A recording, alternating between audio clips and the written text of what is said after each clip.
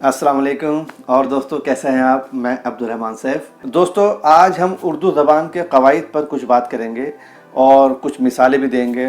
कुछ ऐसे लफ्ज़ मैं आपको बताऊंगा जो उर्दू में कुछ और तलफ़्फ़ुज़ के साथ अदा किए जाते हैं और असलन वो जिस ज़बान के लफ्ज़ हैं उसमें उनका तलफ़्फ़ुज़ कुछ और होता है। तो इसी बारे में हम बात करेंगे।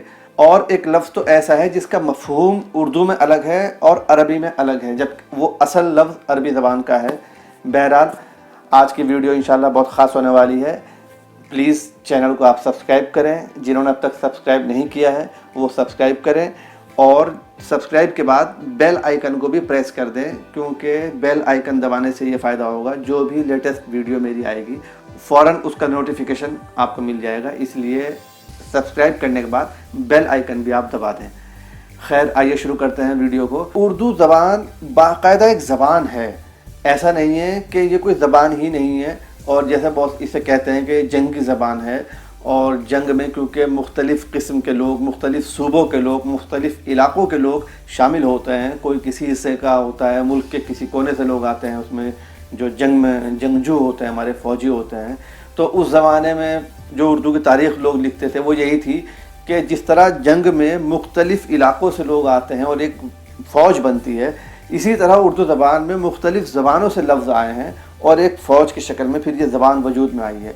तो बाकायदा ये एक ज़बान वजूद में आ चुकी है। सालों से उर्दू ज़बान बाकायदा एक ज़बान है। ऐसा नहीं है कि इसको बाकायदा ज़बान का दर्जा ना दिया जाए। जो लोग इसको बाकायदा ज़बान का दर्जा नहीं देते वो अपनी कम इल्मी का इजहार करते हैं।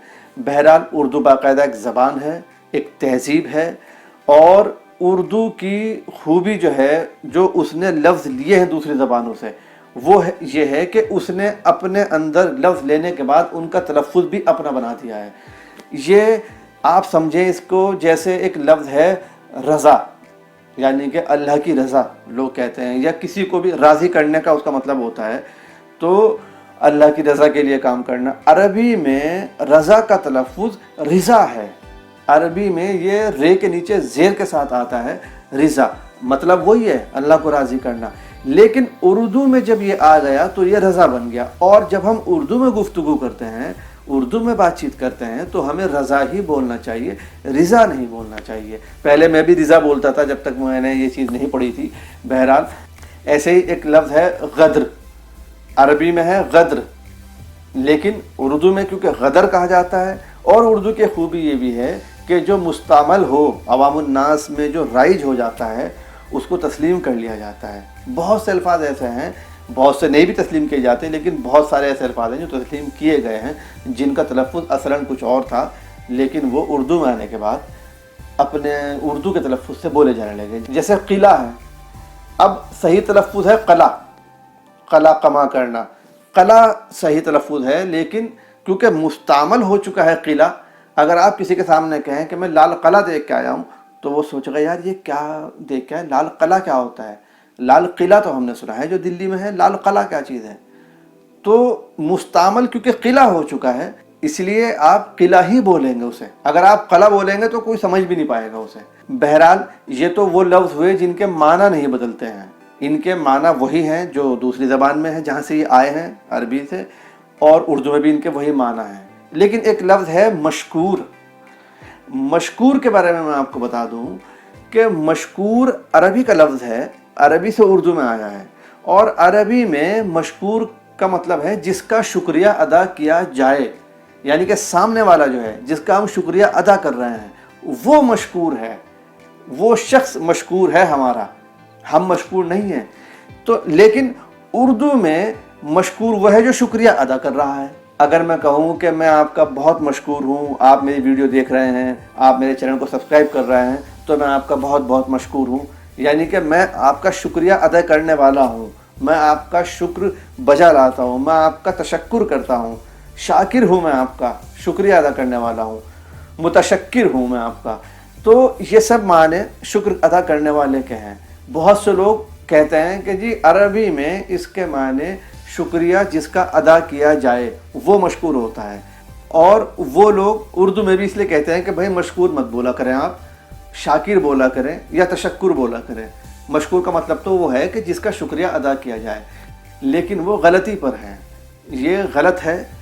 اردو میں آنے کے بعد وہ لفظ اردو کا ہو گیا, اس کے ساتھ تلفظ بھی اردو کا ہی لگے گا. اس کی مثال ایسی ہے جیسے کوئی آدمی ہندوستان میں پیدا ہو اور ہندوستان میں پیدا ہونے کے بعد کچھ سالوں بعد وہ چلا جائے امریکہ میں یا سعودی عرب میں, کسی بھی ملک میں وہ چلا جائے, انگلینڈ چلا جائے. اب اس پر وہاں کے قانون لاگو ہوں گے, اسے وہاں کے قانون فالو کرنے ہوں گے جو وہاں رائج ہیں, انگلینڈ میں, امریکہ میں, سعودی عرب میں. وہ یہ نہیں کہے گا کہ جی میں تو ہندوستان سے آیا ہوں اس لیے میرے ساتھ وہی معاملہ کیا جائے جو ہندوستان میں میرے ساتھ کیا جاتا تھا. ایسا نہیں ہوگا. یہی حال زبان کے اندر آئے ہوئے الفاظ کا ہے. جو الفاظ کسی بھی زبان سے آیا ہو, جب وہ اس زبان میں آ گیا, اردو میں آ گیا یا کسی اور زبان میں, انگلش میں بہت سارے الفاظ جو ہیں وہ دوسری زبانوں سے آئے ہیں, لیکن جب وہ انگریزی میں آ گئے ہیں تو ان کا تلفظ پھر انگریزی والا ہی ہے جو کہ انگریزی والوں نے بنایا ہے. اس کا تلفظ وہ نہیں ہے جو جہاں سے وہ آیا تھا. ایسے ہی اردو زبان کا بھی ہے. جو تلفظ اردو زبان نے دیا ہے جس لفظ کو, اسے اسی تلفظ کے ساتھ ادا کرنا چاہیے, چاہے وہ کسی بھی زبان سے لفظ آیا ہو. اسی طرح کسی بھی ملک سے کوئی آیا ہو, لیکن جس ملک میں وہ رہ رہا ہے اس پر قانون وہی لاگو ہوں گے جہاں وہ رہ رہا ہے, اور اسے وہ ماننے پڑیں گے. اگر وہ نہیں مانے گا تو اسے ملک سے نکال دیا جائے گا. یہی حال زبان کا بھی ہے. اسی طرح تلفظ کی کچھ مثالیں میں آپ کو دیتا ہوں. میرے پاس یہ کتاب رکھی ہوئی ہے, زبان اور قواعد. بہت اچھی کتاب ہے, رشید حسن خان صاحب کی لکھی ہوئی ہے, بہت شاندار کتاب ہے یہ. تو اس میں دیکھیے انہوں نے لکھا ہے, عربی و فارسی کے جن لفظوں میں حرکات کی تبدیلی ہوئی ہے وہ یہاں کے لہجے کے تقاضوں کی آئینہ داری کرتی ہے. جیسے سید, جید, میت, طیب کہ عربی میں یہ سب لفظ بکسر یائے مشدد ہیں, مگر اردو میں ان کو عام طور پر بفتح یائے مشدد بولا جاتا ہے. اس کا مطلب یہ ہوا کہ جو اس میں بیچ میں یا آ رہی ہے, سید, جید, میت, تو عربی میں اس یا کے نیچے زیر کا استعمال ہوتا ہے, کسرہ جسے کہتے ہیں زیر کو. تو عربی میں انہیں بولتے ہیں میت, طیب, جید, سید. عربی میں اس طرح بولتے ہیں, سید کہتے ہیں, سید نہیں کہتے, جید کہتے ہیں, جید نہیں کہتے. لیکن کیونکہ اردو میں آنے کے بعد ان کی یا کو زبر کے ساتھ پڑھا جاتا ہے, فتح کے ساتھ پڑھا جاتا ہے, تو یہ سید, جید, میت اور طیب ایسے پڑھے جاتے ہیں. اب اگر کوئی آدمی اردو میں بات چیت کر رہا ہے اور وہ کہے بھائی طیب, بھائی سید, آپ سید ہیں, یہ غلط طریقہ ہوگا. کیونکہ جب وہ اردو بول رہا ہے تو پھر اس کو اردو کا لحاظ رکھتے ہوئے ان الفاظ کے تلفظ کی ادائیگی کرنی چاہیے. اسے سید کہنا چاہیے, اسے طیب کہنا چاہیے. جب عربی بولو تب سید کہو, تب طیب کہو. عربی میں آپ عربی کا تلفظ اختیار کیجئے, لیکن جب آپ اردو میں بات کر رہے ہیں تو پھر آپ اردو کا تلفظ اختیار کیجئے, اردو میں بولیے. اور ایسے ہی آگے لکھتے ہیں, جیسے فرشتہ, فریب, بہشت کہ فارسی میں یہ لفظ بکسر حرف اول ہیں, مگر اردو بول چال میں بفتح حرف اول ہیں. اردو والوں کے لہجے کے اعتبار سے یہ تلفظ بالکل صحیح ہے, بلکہ اب فصاحت کی سند بھی اسی تلفظ کو حاصل ہے. یعنی کہ فارسی زبان کے جو یہ الفاظ ہیں, فرشتہ, فریب, بہشت, فارسی زبان میں اس میں جو پہلا حرف ہے اس کے نیچے زیر لگا کر پڑھا جاتا ہے, جیسے فرشتہ, بہشت, فریب. لیکن اردو میں آنے کے بعد یہ فرشتہ, فریب, بہشت ہو گئے ہیں. تو یہی صحیح ہے اور انہی کو فصاحت کی سند بھی حاصل ہے. یہ ہمیں اسی طرح پڑھنے چاہیے. اب اگر آپ بتائیے, اگر ہم فرشتہ کو فرشتہ کہہ لیں کسی کے سامنے تو کیسا لگے گا؟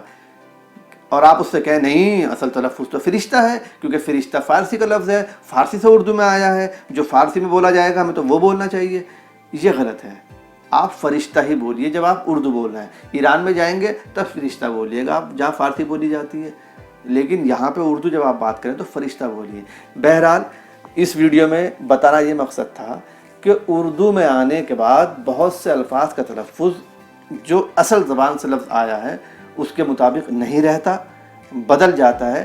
اس لیے ہمیں وہی تلفظ اختیار کرنا چاہیے جو اردو زبان میں رائج ہو اور جو اردو زبان میں بولا جاتا ہو, جس کی مثالیں میں نے آپ کو ابھی دی ہیں. اور معنوی اعتبار سے بھی جو لفظ اپنا معنی اردو میں کچھ اور رکھتے ہیں, عربی میں کچھ اور رکھتے ہیں, ہمیں اگر اردو میں بات کرنی ہے تو اس کو اردو کے ہی اعتبار سے استعمال کرنا چاہیے. جیسے کہ مشکور, جلسوں میں, اجتماعات میں اور دوسری محفلوں میں آپ نے دیکھا ہوگا لوگ کہتے ہیں بھائی میں آپ کا بہت بہت مشکور ہوں. یا شادی بیاہ میں بھی لوگ کہتے ہیں آپ میرے گھر تشریف لے کے آئے, میں آپ کا بہت مشکور ہوں, میں شکریہ ادا کرتا ہوں. تو وہ صحیح ہے, وہ لوگ بالکل صحیح ہیں جو مشکور کہتے ہیں۔ علامہ سید سلیمان ندوی نے کہا ہے کہ جو لوگ مشکور کی جگہ شاکر یا متشکر کہیں تو ان کی یہ اصطلاح شکریہ کے ساتھ ان کو واپس کر دینی چاہیے۔ یہ علامہ سید سلیمان ندوی نے کہا ہے، کتاب کا نام ہے نقش سلیمانی اور شاید صفحہ نمبر ہے 326، جہاں تک مجھے یاد ہے، آگے پیچھے ہو سکتا ہے کچھ ہو رہا ہو۔ بہرحال آج کی ویڈیو میں اتنا ہی، انشاءاللہ اگلی ویڈیو میں پھر حاضر ہوتے ہیں، تب تک کے لیے اجازت دیجیے، خدا حافظ۔